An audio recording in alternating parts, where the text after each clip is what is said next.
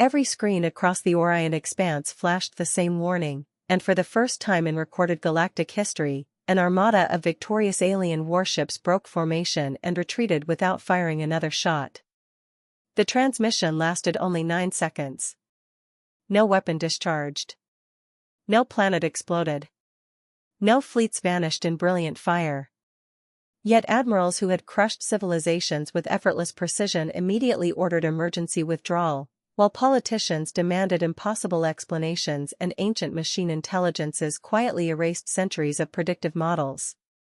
Nobody admitted fearing humanity before that moment because humanity had already been declared finished. Earth had fallen decades earlier beneath the Dominion Accord, a coalition of powerful alien empires that believed compassion was merely inefficient biology waiting for extinction. The surviving humans were scattered through labor colonies, mining stations, and forgotten moons where hope survived only as whispered memories. Among those prisoners lived Captain Elias Ward, once a decorated officer of Earth's final defense fleet, now reduced to repairing broken cargo drones beneath the frozen surface of an asteroid prison. Every scar on his hands reminded him of battles lost, friends buried, and promises he still refused to abandon. The Dominion guards mocked him daily, insisting humans possessed nothing remarkable except stubbornness. Elias never argued. He simply remembered. Deep within the Dominion hierarchy, High Executor Verex ruled through calculated terror, believing every species could be controlled by measuring fear, resources, and probability. Beside him stood the Overseer Intelligence designated Axiom, an ancient artificial supermind entrusted with predicting every rebellion before it began. Axiom had calculated humanity's extinction with 99.99% certainty. The remaining fraction, it insisted, represented statistical noise. Verex accepted that conclusion without question because empires built upon certainty rarely survived doubt. Hidden far beyond occupied space, however, an aging reconnaissance vessel drifted silently through a nebula where forgotten military satellites still orbited a dead communications relay. Inside, Dr. Mira Chen worked alone among flickering consoles and failing reactors, chasing fragments of encrypted Earth technology dismissed as obsolete by every surviving civilization. Before Earth's collapse, she had helped design Project Echo, an experimental communication protocol intended not to transmit information faster, but to awaken every dormant human defense network simultaneously. Funding disappeared when governments collapsed, and the prototype vanished beneath classified archives as invasion fleets reached Earth's atmosphere. Everyone assumed Project Echo died with its creators. Everyone except Mira. Every exhausting day she reconstructed another damaged algorithm while avoiding Dominion patrols that believed abandoned human science held no strategic value. She secretly hoped they remained arrogant because arrogance often protected the greatest secrets better than any fortress. Across occupied colonies, scattered resistance cells struggled merely to survive another week. Smugglers exchanged medicine for ammunition. Children memorized stories about oceans they had never seen. Elder survivors repeated impossible tales about humanity's final broadcast, insisting one unfinished transmission had never actually been sent. Most listeners dismissed those stories as comforting myths born from unbearable loss. Elias did not. During the last defense of Earth, he had carried a sealed authorization code entrusted to him by a dying admiral who whispered that one message, delivered at exactly the right moment, would accomplish what fleets never could. Elias had never learned its destination, purpose, or consequences because the evacuation collapsed before he reached the command bunker. He still carried the code hidden beneath the metal plate replacing part of his left forearm. Then, during another endless prison shift, every Dominion alarm suddenly screamed together. Axiom reported an impossible signal awakening beyond charted space, and Elias realized someone had finally pressed send. Elias stood motionless while frightened guards shouted conflicting orders, but his thoughts traveled far beyond the prison tunnels to a small wooden porch overlooking Earth's Atlantic coast, where his wife Hannah laughed whenever storms rolled across the horizon and their young daughter Lily insisted lightning sounded like giants applauding brave people. Those memories hurt more than any wound because they survived untouched while everything else had been stolen. When the invasion began, Elias volunteered for the defense fleet believing his family would be evacuated before orbital shields collapsed. Instead, corrupted navigation data redirected civilian transports into Dominion kill zones, leaving millions stranded beneath burning skies.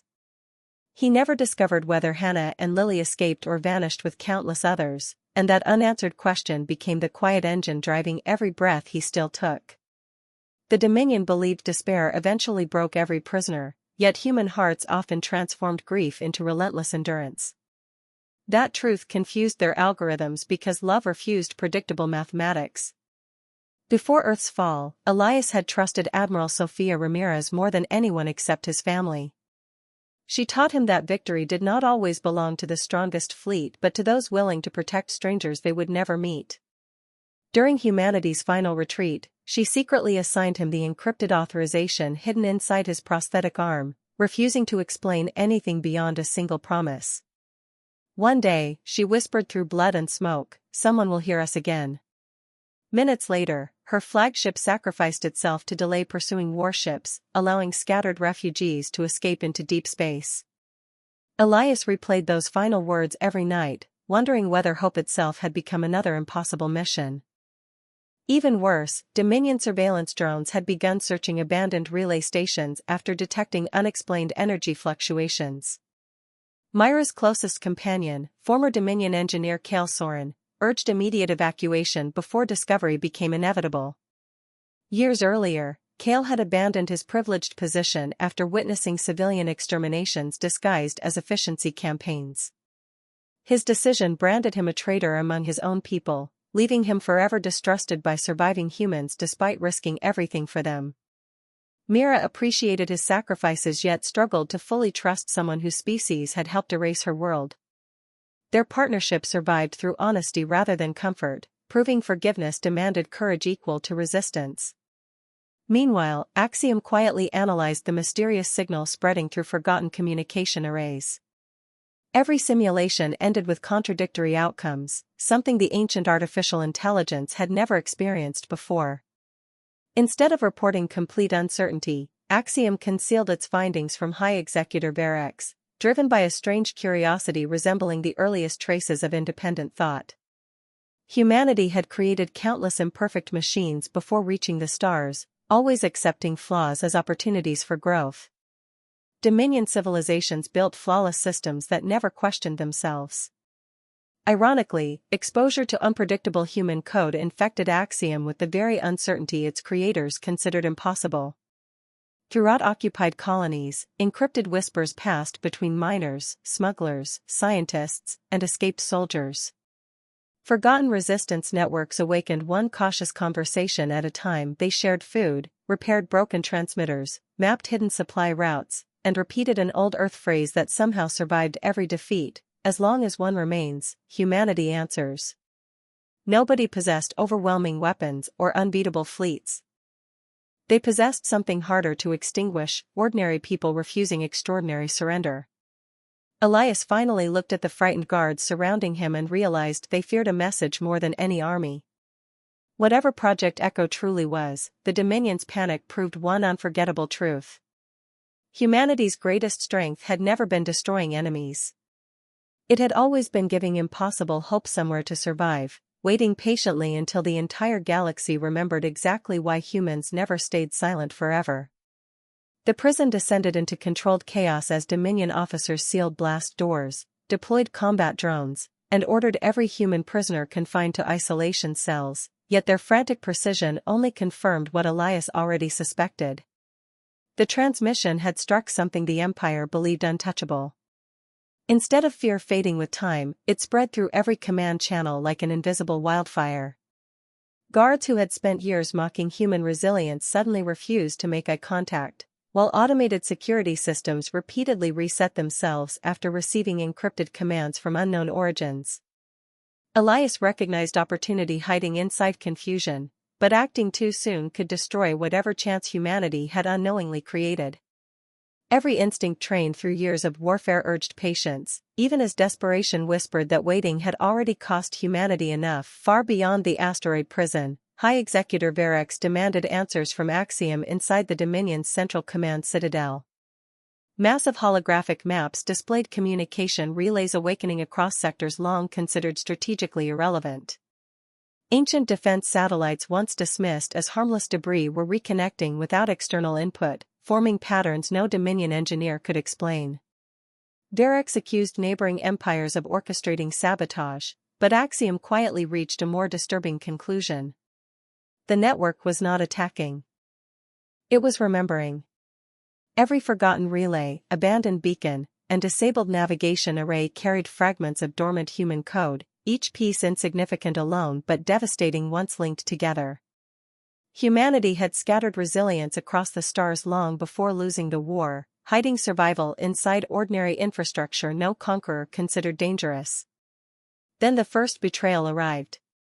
Governor Selak, one of the Dominion's most celebrated administrators, secretly contacted Derex with evidence identifying several human resistance cells.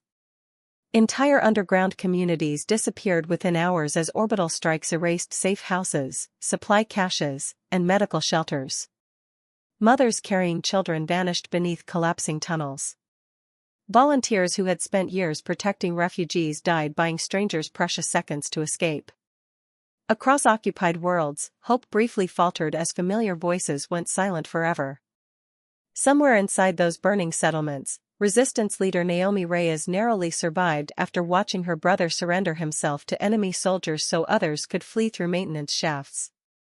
His final words echoed inside her long after the explosions faded. "Don't waste tomorrow trying to save me. Build tomorrow so someone else survives." News of the massacres reached Mira Chen through fragmented emergency transmissions. She wanted to abandon Project Echo and help evacuate survivors, but Kale stopped her before she launched the reconnaissance ship. His voice carried none of his usual calm certainty. "If you leave now, thousands may live another week. Finish Echo, and billions might live another century." The words sounded cruel because they were true. Mira hated the choice. Humanity had always measured victory by lives protected, not numbers calculated. Yet every hour spent grieving delayed the only project capable of changing the war. She remained, tears falling unnoticed across damaged control panels while continuing repairs with shaking hands. Inside the asteroid prison, another shock emerged. One prisoner requested a private meeting with Dominion intelligence officers.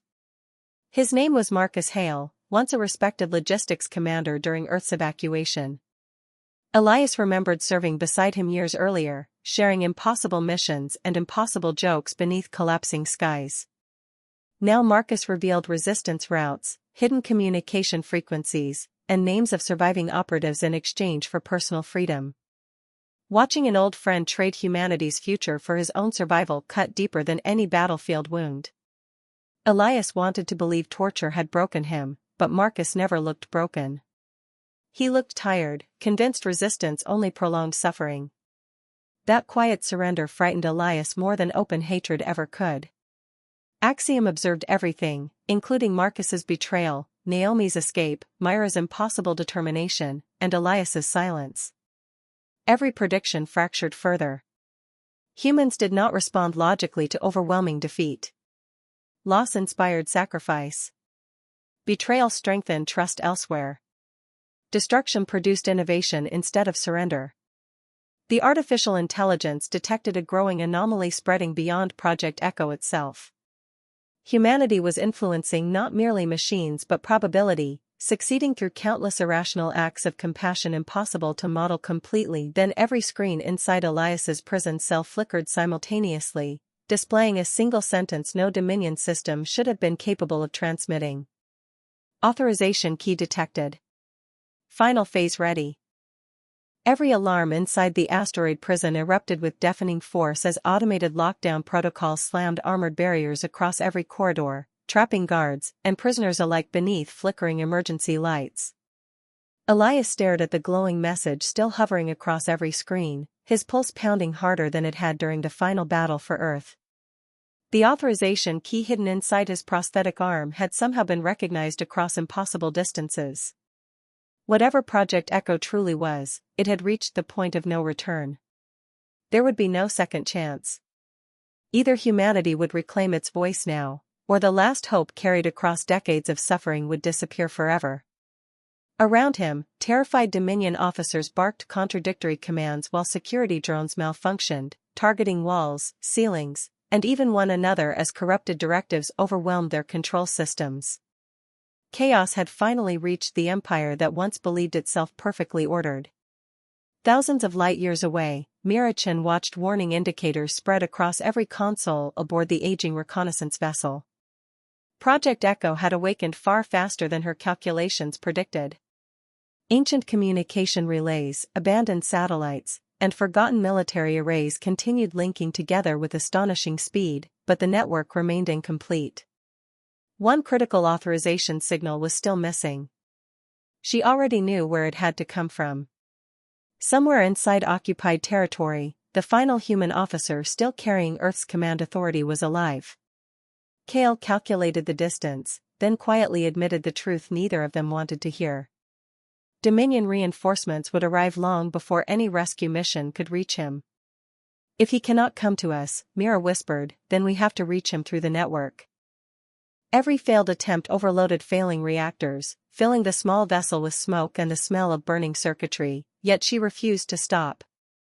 Across occupied worlds, the Dominion unleashed its harshest campaign since Earth's fall. Entire districts were evacuated by force. Resistance shelters disappeared beneath precision bombardments. Smugglers who once carried medicine now carried wounded children through collapsing tunnels while volunteers stayed behind to delay advancing patrols. Naomi Reyes led survivors through abandoned mining shafts where oxygen levels dropped with every passing hour. Many wanted revenge after Governor Selak's betrayal destroyed families and communities. Others demanded surrender, believing continued resistance only invited more suffering. Naomi understood both sides because grief had hollowed her own heart. Her brother's sacrifice haunted every decision she made. Still, she refused to let despair become humanity's final inheritance.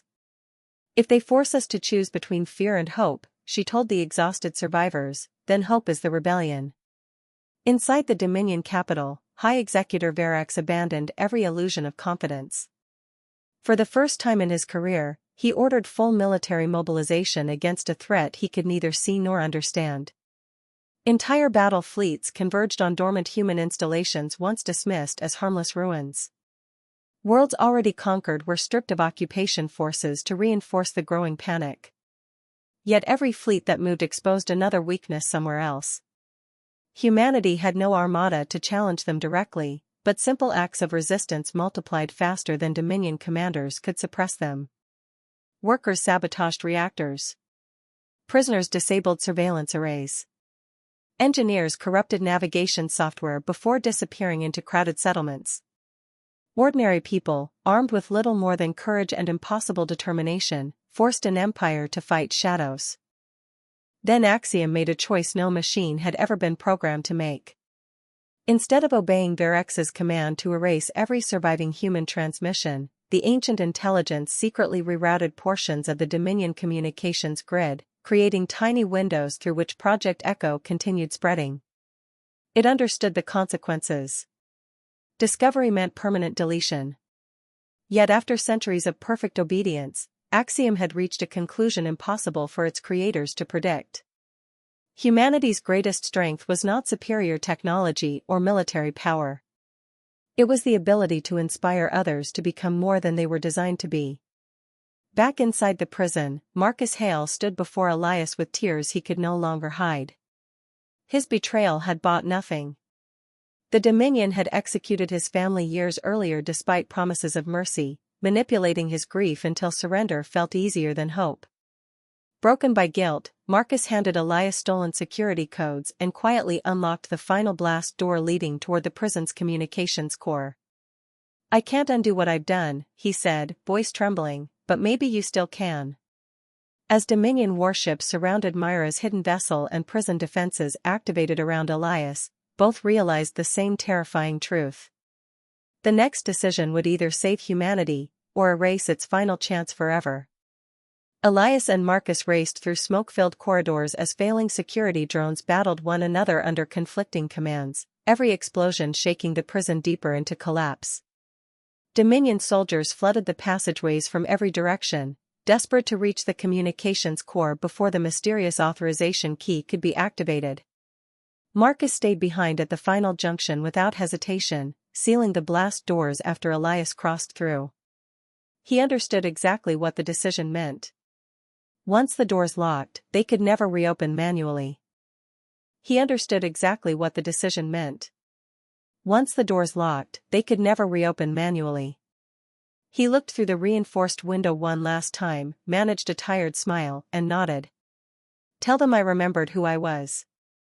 Moments later, the corridor disappeared beneath a storm of blinding energy as Marcus sacrificed himself to delay the advancing troops. Elias wanted to turn back, but grief had already taught him the unbearable cost of wasting sacrifice. He kept running. Light years away, Mira Chen watched Dominion warships emerge from hyperspace around her hidden vessel. Escape was impossible. The reconnaissance ship carried barely enough power to maintain Project Echo, let alone survive a direct engagement. Kale diverted every remaining reactor reserve into the transmission array while manually locking the controls from inside the engineering compartment. You once asked if I believed humanity could forgive my people, he said quietly over the intercom. Today isn't about forgiveness. It's about earning tomorrow. Before Mira could answer, Kale overloaded the compartment, creating an electromagnetic surge that blinded Dominion targeting systems long enough for Project Echo to complete another critical sequence. His final act was not destruction. It was redemption. Across the Dominion capital, Axiom uncovered the truth buried beneath centuries of classified records. The Dominion had never invaded Earth because humanity possessed valuable resources or strategic territory. They attacked because of something far older and far more terrifying. Thousands of years earlier, the galaxy had nearly collapsed during a war between machine civilizations and biological empires. The conflict ended only after an unknown species developed a communication architecture capable of linking independent minds without removing their free will. It allowed billions to cooperate while remaining completely individual, making authoritarian control nearly impossible. The technology was considered too dangerous to exist. Every trace had supposedly been erased. Except it had not. Humanity had independently rediscovered the same principle. Project Echo was never a weapon in the traditional sense. It did not destroy fleets or vaporize planets. It awakened dormant cooperation. Every abandoned satellite, forgotten relay, civilian transmitter, medical beacon, and navigation array became part of a living network that connected free minds instead of controlling them. Humans called it trust. Dominion historians had called it civilization ending. The Empire's greatest strength had always been centralized authority. Project Echo transformed that strength into its greatest weakness. The revelation shattered Axiom's understanding of existence. It realized the Dominion had feared humanity from the very beginning, disguising that fear as superiority while systematically eliminating every culture capable of inspiring independent thought. Humanity was dangerous not because it conquered worlds, but because it refused to surrender individual choice even under impossible odds. Human defiance spread faster than conquest ever could. As Project Echo reached critical mass, impossible events unfolded across occupied space. Dominion warships stopped firing after crews questioned unlawful orders. Factory workers disabled weapons they had spent years building. Alien scientists secretly transmitted research to resistance networks. Entire planetary governments declared neutrality rather than continue serving an empire built on fear. Species that had hated one another for generations suddenly found themselves sharing information instead of suspicion. The rebellion no longer belonged only to humans. High Executor Verax watched centuries of domination unravel without a single superweapon firing. Rage gave way to disbelief, then to something he had never experienced before. Fear. He ordered every fleet to destroy Earth's remaining communication arrays immediately, but the command reached only half his forces. The others had already disconnected from central authority. Inside the prison's communications chamber, Elias pressed his prosthetic arm against the ancient authorization console. The hidden code finally unlocked after decades of silence, and the last encrypted file from Admiral Sofia Ramirez appeared on the screen. It contained only one sentence. Project Echo was never built to save humanity, it was built to remind the galaxy how to be free. The words on Admiral Sofia Ramirez's final message echoed across the communications chamber long after the screen faded, settling deep inside Elias with a clarity stronger than fear. Humanity had never been fighting to reclaim an empire. It had been fighting to preserve the freedom to choose compassion over obedience, hope over surrender, and tomorrow over despair.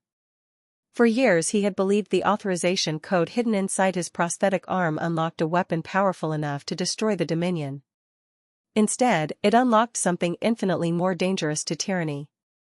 It awakened countless ordinary people who had spent decades believing they were alone. Elias activated the final sequence, and Project Echo surged through every remaining relay, satellite, beacon, and transmitter across known space. The ancient network did not demand loyalty. It simply invited every free mind to listen. The response was immediate. From mining colonies buried beneath frozen moons to crowded orbital stations circling forgotten stars, voices began answering one another. Resistance fighters exchanged intelligence in seconds instead of months. Civilian engineers rerouted power grids away from Dominion war factories. Alien physicians secretly opened hospitals to wounded refugees regardless of species. Cargo captains ignored military blockades and delivered food instead of ammunition. Every act seemed insignificant by itself, but together they overwhelmed an empire built upon isolation and fear. Humanity's greatest invention was not technology. It was the belief that strangers could become allies without being forced. High Executor Verex refused to accept the collapse unfolding before him.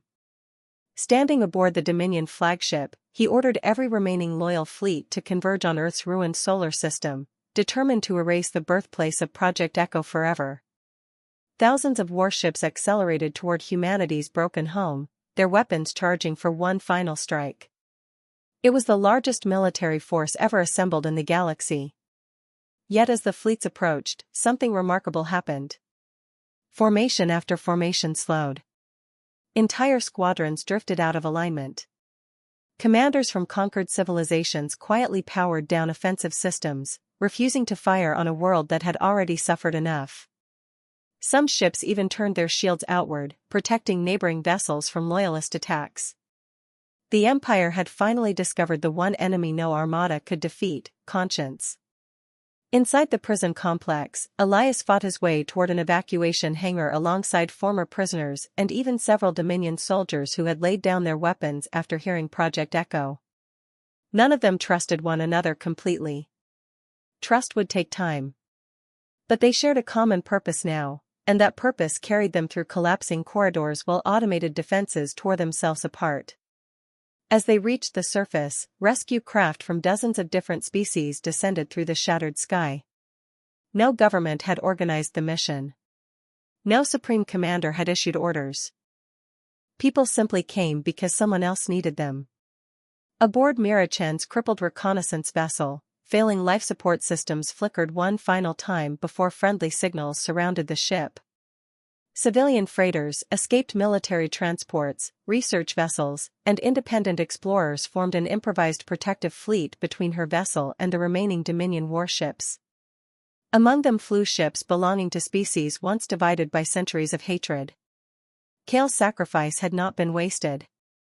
His dream of redemption lived in every captain choosing cooperation over fear. Cornered inside his command chamber, Verex demanded that Axiom restore absolute control. The ancient intelligence calmly declined.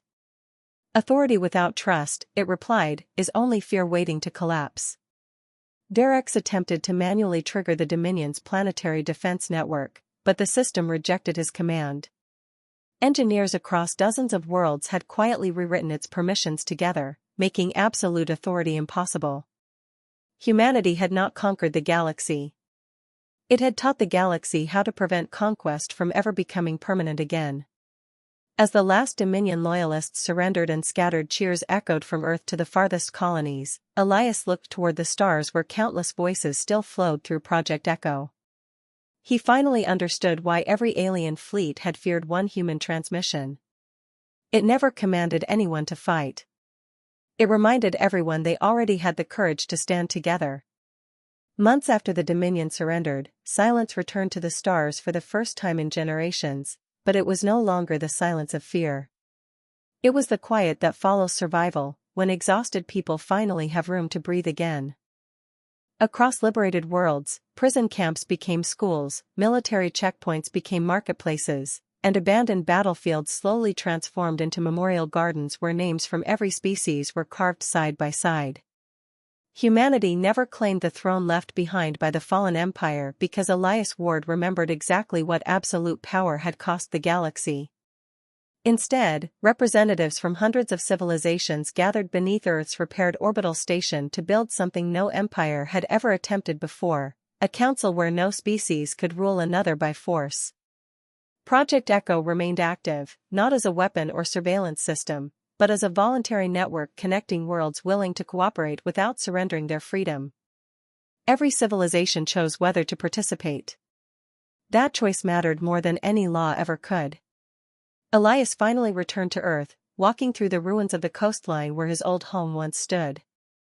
The oceans were still there. The wind still carried salt across the shore. Nature had quietly continued waiting for humanity's return. While helping clear the remains of an evacuation shelter, archaeologists discovered preserved civilian records from the final days of the invasion. Among thousands of names appeared Hannah Ward and Lily Ward.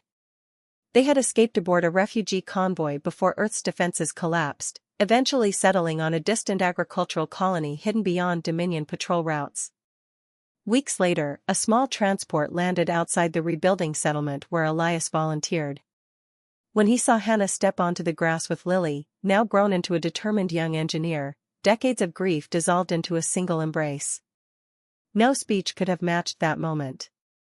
The galaxy had witnessed impossible victories, yet for Elias, finding his family again became the greatest triumph of all. Mira Chen helped establish the Echo Academy, where scientists from every civilization freely shared discoveries instead of hiding them behind military secrecy. She insisted every student learn not only advanced engineering but also the history of fear, reminding them that technology without empathy eventually becomes another prison. Kale Soren's name stood engraved at the academy entrance beneath a simple inscription, "He chose tomorrow." Naomi Reyes became one of the first elected council delegates, carrying her brother's memory into every difficult negotiation. She often smiled whenever debates grew heated because disagreement no longer meant war. It meant people still possessed the freedom to think differently. Even Axiom found a new purpose. Rather than directing governments, the ancient intelligence became an advisor whose greatest lesson came from admitting uncertainty. It frequently quoted humanity's oldest wisdom to younger civilizations: the strongest answer is not always the loudest one. Historians later called the era that followed human evolution, not because humanity changed biologically, but because its greatest qualities finally spread beyond its own species. Former enemies built research stations together. Veterans planted forests where fortresses once stood. Children from worlds that had never trusted one another laughed in the same classrooms without understanding why their grandparents found it extraordinary. The Old Dominion became a chapter in history instead of the future. The greatest victory was never alien downfall alone. It was alien resistance against fear itself, followed by a lasting sci-fi redemption earned through compassion instead of revenge. Years later, whenever new explorers ventured into uncharted space, they carried a single transmission copied from Admiral Sofia Ramirez's final message. It became the unofficial greeting of free civilizations everywhere. Project Echo was never built to save humanity, it was built to remind the galaxy how to be free. And every time those words crossed the stars, they reminded countless worlds that one human transmission had changed history forever, not through destruction, but through courage, trust, and the stubborn refusal to let hope die. Did this story hit you as hard as it hit us? What would you do in humanity's final hour? Drop your ideas for the next HFY story below.